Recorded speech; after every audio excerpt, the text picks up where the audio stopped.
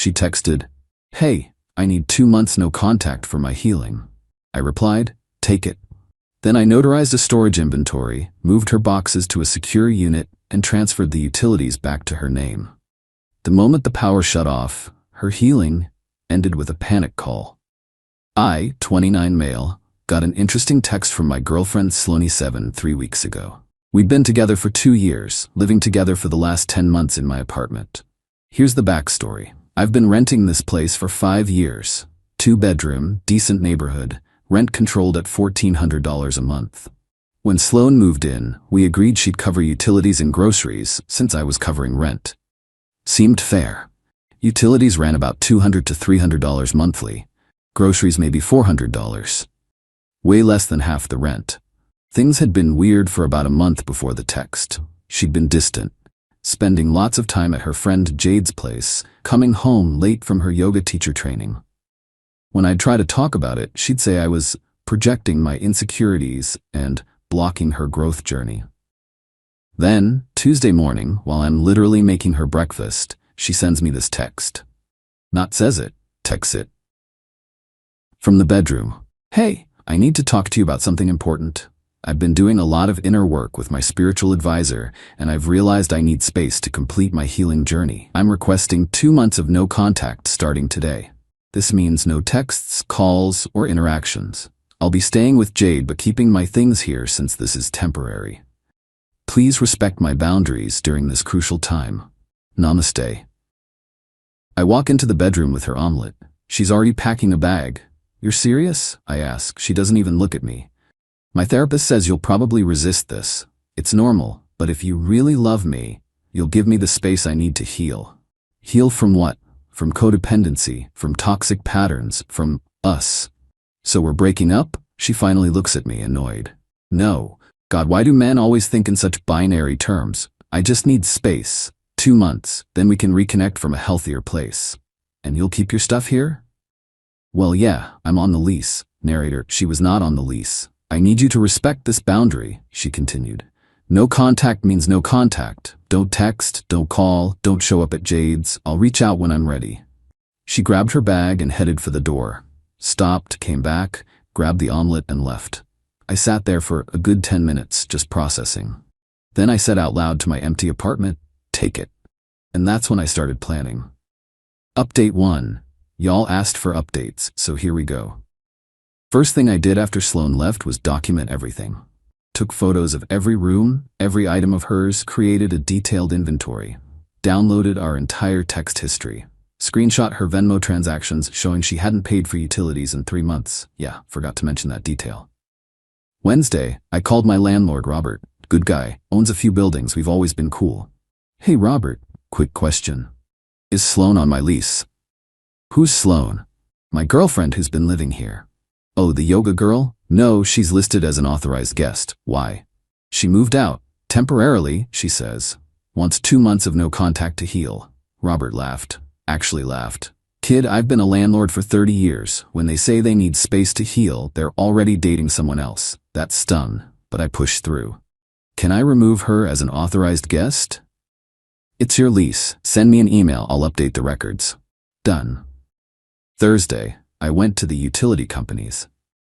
Here's where it gets interesting. The electricity and internet were in my name, but I'd added her as an authorized user so she could handle issues if needed. The gas and water? She'd actually transferred them to her name months ago without telling me. The electric company lady was helpful. "So you want to remove the authorized user?" "Actually, I want to transfer the account to her. She's taking over the apartment." "Oh, okay, we'll need her consent for that." She already agreed. Here's her email. I showed her the text about keeping her things there and being on the lease.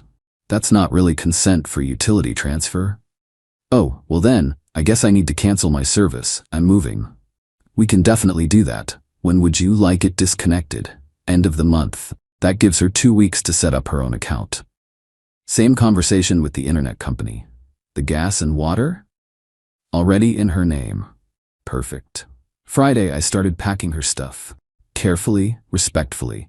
Each box labeled, contents photographed, her yoga mats, her crystals, her essential oil collection that had taken over the bathroom cabinet, Her clothes, her books about finding your authentic self, her vision board that, ironically, had a picture of us in the relationship goals corner. Found something interesting while packing, a journal. I didn't read it, I'm not that guy, but a sticky note fell out. Jade's handwriting. Remember, he's just your safety net until Micah commits. 2 months should be enough time. Micah, her yoga instructor, the one who was just helping her perfect her form. Saturday, I rented a climate-controlled storage unit. Month-to-month lease, $150. Moved all her boxes there. Got everything notarized, the inventory, the photos, the receipt showing the unit was paid through the end of the 2 months she requested. Then I sent her an email, not a text. She said, no texts, right? Sloan, respecting your request for no contact and space. Since you've moved out, I've packed your belongings safely and securely. Storage unit details will be provided when you're ready to reconnect after your healing period. The apartment remains available for your return once you've signed a sublease agreement. Wishing you peace on your journey. Update 2. The first 2 weeks were quiet, suspiciously quiet. I'd unfollowed Sloan on everything, respecting boundaries, but my buddy Colton still followed her Instagram. He sent me screenshots and holy hell. Her posts were all about choosing herself and breaking free from toxic situations. One post literally said, "Sometimes you have to leave people where they are and focus on your own elevation. If they're meant to be in your life, they'll do the work to meet you at your new frequency." The comments were gold. So proud of you for taking space. He doesn't deserve your divine energy. Your practice has been so much stronger since you released that dead weight. Dead weight. I'm paying rent for an apartment storing exactly 0 of her belongings, and I'm dead weight. Day 10, things got interesting. Colton texts me a new screenshot. Sloan posted a story from what was clearly Micah's apartment, recognized the exposed brick wall from his YouTube channel where he does yoga for digital nomads or whatever. Caption, grateful for spaces that nurture growth. Jade commented, "Get it, girl, he's probably crying into your pillow right now." Jokes on them. I'd bought new pillows, the hypoallergenic kind, since I'd been sneezing for 2 years, not realizing I was allergic to her lavender-scented everything. Day 14, the big day. End of the month. 8 p.m. I'm playing Call of Duty with Colton when my phone starts buzzing. Not texts, calls. From Sloan. I don't answer. No contact means no contact, right? She calls 8 more times. Then Jade starts calling. Then a number I don't recognize. Probably Micah's phone. Finally, a voicemail. "What the hell did you do? The power is off. The internet is off. I came to get some stuff and nothing works. This is illegal. You can't just shut off utilities. I live there. Call me back now." Then Jade leaves one. "You're seriously messed up, you know that? Sloan is going through a spiritual awakening and you're playing petty games? She has rights. We're calling a lawyer." I texted Colton. They're at the apartment. "Bro, didn't you say she wanted no contact?" Me. Guess her healing required my Wi-Fi password. Update 3. The next morning, I woke up to 37 missed calls. Not texts, because she was still respecting the no contact boundary by only calling. Make it make sense. I didn't respond, but I did check the apartment building's Facebook group. I'm still a resident for 4 more months, after all. Sloan had posted, "Urgent. Does anyone know why the power and internet would be shut off in Unit 3B? The landlord says I'm not authorized to get information. This is my home, and I'm being illegally evicted. Any lawyers in the building?" Robert, beautiful Robert, responded, "Miss Sloan, you are not now, nor have ever been, a tenant in Unit 3B. The authorized tenant has informed me you've moved out. If you're having utility issues, perhaps contact the utility companies to establish service in your name." Her response, "I never moved out. I'm temporarily staying elsewhere for mental health reasons." Robert, "Ma'am, you texted the tenant that you needed 2 months of no contact and would be staying with friends. That's called moving out." She deleted the post. That afternoon, I get an email from her. Subject line, "Urgent. Response required. This is formal notice that you are violating my rights as a tenant. I have established residency through the following: receiving mail at this address, Amazon packages count, personal belongings on premises, where are my things? Verbal agreement to share expenses. I bought groceries sometimes. Intimate relationship with leaseholder, irrelevant but whatever. I demand immediate restoration of utilities and return of my belongings. If these demands are not met within 24 hours, I will pursue legal action. Also, this is not breaking no contact, as this is a legal matter, not personal communication. Sincerely, Sloan. I forwarded it to my buddy who just passed the bar exam. His response, LMO, oh, she really said Amazon packages establish tenancy? Tell her good luck with that. I crafted my response. Sloan, your belongings are safely stored as detailed in my previous communication. You requested 2 months of no contact and space to heal, which I'm respecting. Regarding utilities, the electric and internet accounts in my name were closed as I no longer reside there full-time. You're welcome to establish service in your name. Gas and water remain active as they're already in your name. The apartment is available for your return under a proper sublease agreement with standard tenant obligations, respecting your healing journey by maintaining the no-contact boundary you established. Her response came in 12 minutes. I cannot establish utilities without being on the lease. You know this. My reply, then perhaps you should have considered that before moving out. Storage unit information will be provided at the end of your requested 2-month healing period. 31 days remaining. Update 4. Things escalated fast after the utility situation. Sloan tried a new tactic. She sent Micah to the apartment. Yeah, the yoga instructor she was definitely not hooking up with showed up at my door Sunday afternoon. Hey man, he said, trying to do that bro handshake thing. We need to talk about Sloan. No, we don't. Please leave. Look, I know you're hurt, but this is getting out of hand. She just needs her things. Her things are safe. She can get them in 31 days when her no-contact period ends. Bro, be reasonable. She needs her work laptop. Interesting. She told me she was taking a sabbatical from work for her healing. His face did this twitch thing. Yeah, well, she needs it for meditation apps. Meditation apps on her work laptop. Look, just give me her stuff and we'll leave you alone. Can't do that. Legal liability. Only Sloan can claim her belongings, and she requested no contact. He stepped closer, puffing up. Don't make me. Make you what? Assault me on camera? I pointed to my video doorbell. Please, make my day. He deflated and left. 20 minutes later, Sloan emails again. Micah says you were aggressive and threatening. This is harassment. Also, I need my laptop for work. I lied about the sabbatical. Happy? I'm still working because someone has to be responsible. I didn't respond, but I did check something. Called her company's HR. I knew the number from when she'd made me call in sick for her multiple times. Hi, I'm trying to return some equipment that was left at my apartment. Laptop and some other devices belonging to Sloan. Oh, yes, we've been trying to reach her. She hasn't returned company property since her termination 2 weeks ago. Can you bring it to our office? Termination? Yes, job abandonment. She stopped showing up 3 weeks ago. No call, no show. We had to let her go. Interesting. So she got fired before she asked for no contact. I emailed Sloan. Your company contacted me about returning their property.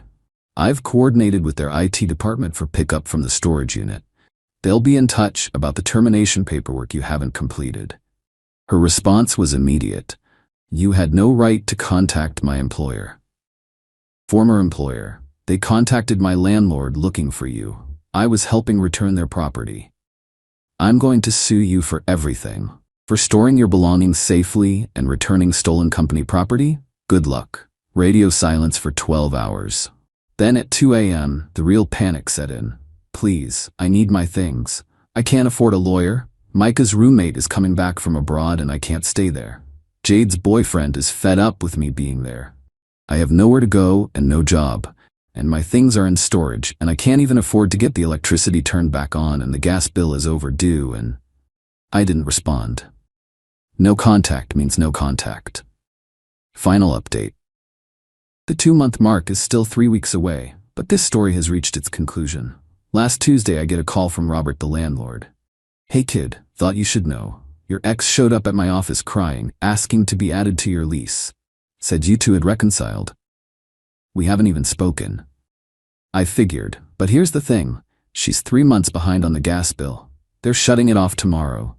Remember how she'd put the gas in her name without telling me? And apparently hadn't paid it in months while I thought she was handling utilities? Also, Robert continued, she said she's been staying in the unit. Is that true? I haven't been there in 3 weeks. She has no key. She told me you gave her one. Check your records. I only have 2 keys, both in my possession. Turns out she'd been climbing in through the unlocked bathroom window. The one she always complained about me wanting to fix the lock on because who's gonna climb up 2 stories? Robert was not amused. That's breaking and entering. I need to evict her. She's not a tenant. Just call the cops. Already did. Wednesday morning, Colton sends me screenshots from Sloane's Instagram. It's a rant about narcissistic exes and financial abuse, and the system protecting abusers. But the best comment was from Micah. Stop posting about this. You said you were single when we started dating. This is getting weird. Oh, she told him we'd broken up months ago. He thought he was dating a single woman, not helping her cheat. The comment section exploded. Jade tried defending her, but even she seemed confused about the timeline. Someone from Sloane's former job commented, "Didn't you say you quit to travel with your new boyfriend? Why are you saying your ex financially abused you?" The post was deleted within an hour. Thursday, I get a text from an unknown number. "This is Sloane. I'm using Jade's phone. Please, I need help. I'm sorry about the no contact thing. I was confused. Can we talk?" I didn't respond. Friday, she sent one final email. "I know you hate me. I get it. I messed up. Micah dumped me when he found out I lied. Jade's sick of me. My parents think I'm having a breakdown. I just wanted space to figure things out with Micah, without feeling guilty. I didn't think you'd actually give me space. I thought you'd fight for me. For us. I thought you'd beg me to come back, and I could use that to show Micah you were controlling. Instead, you just let me go. And took everything with you. The storage unit wants $150 for next month, and I don't have it. I'm starting a new job next week at a coffee shop. Can you at least let me get my work clothes?" I did one last thing. I prepaid the storage unit for 1 more month and emailed her the access code. Added one line, "Unit is paid through next month. After that, it's your responsibility. Your healing period officially ends in 19 days. Please respect the no-contact boundary until then." She didn't wait 19 days. She got her stuff that afternoon. According to the storage facility, I made friends with the guy working there. She came with some dude in a pickup truck. Not Micah. Not anyone I knew. Probably someone she met on Tinder that morning. She loaded everything up, complaining the whole time about what a psycho I am. The storage guy told me she said, he actually thought I meant no contact. What kind of person does that? "The kind who respects boundaries," he replied. She left behind one box. The one with all our photos and memories. The storage guy asked if I wanted it. I told him to toss it. It's been a week now. I'm still in my new place. I actually did move. Signed a lease on a nice 1-bedroom, no roommates, no drama. Sloane's tried reaching out through multiple channels. Instagram, LinkedIn, even tried to Venmo, request me $50 with the message, "For the pain you caused." I declined the request. The last I heard from Jade, who messaged me to apologize for her part in everything, Sloane's living with her parents, working at that coffee shop, telling everyone I emotionally manipulated her by taking her boundaries too seriously. But here's the kicker. Micah posted a YouTube video called "How to Spot Emotional Manipulation in Relationships." It's 45 minutes of him basically describing his relationship with Sloane without naming names. My favorite quote: "When someone tells you they need space, but gets angry when you give it to them, they don't want space, they want control." The video has 200K views. Sloane commented from a fake account, "This is about me, isn't it? Really professional, Micah." He replied, "This video is for educational purposes based on common behavioral patterns. Any resemblance to specific individuals is coincidental." Someone replied to her comment, "Girl, if you think this is about you, that says more about you than the video does." So she asked for 2 months of no contact to heal. I gave her exactly what she asked for. Turns out what she really wanted was 2 months of me paying for her apartment while she test drove a new relationship, keeping me as a backup plan. Instead, she got what she actually asked for: space, distance, and the opportunity to heal without any of my toxic support like free housing and covered utilities. Funny how healing becomes a lot less appealing when you have to pay for it yourself. Eat it. Since everyone's asking, yes, I kept all the documentation. Yes, she's tried making new social media accounts to contact me. No, I don't respond. And yes, Robert the landlord gave me a great reference for my new place. He actually wrote, best tenant I've had in 30 years. Handles problems with grace and documentation. Edit 2. The gas got shut off at the old apartment. She never paid the bill. Robert had to pay it to get it turned back on for the next tenant. He's considering small claims court. I'm staying out of it. But I did forward him the screenshots of her claiming she was handling utilities. He said it's the most organized evidence file he's ever seen. My spreadsheet game is strong. What can I say?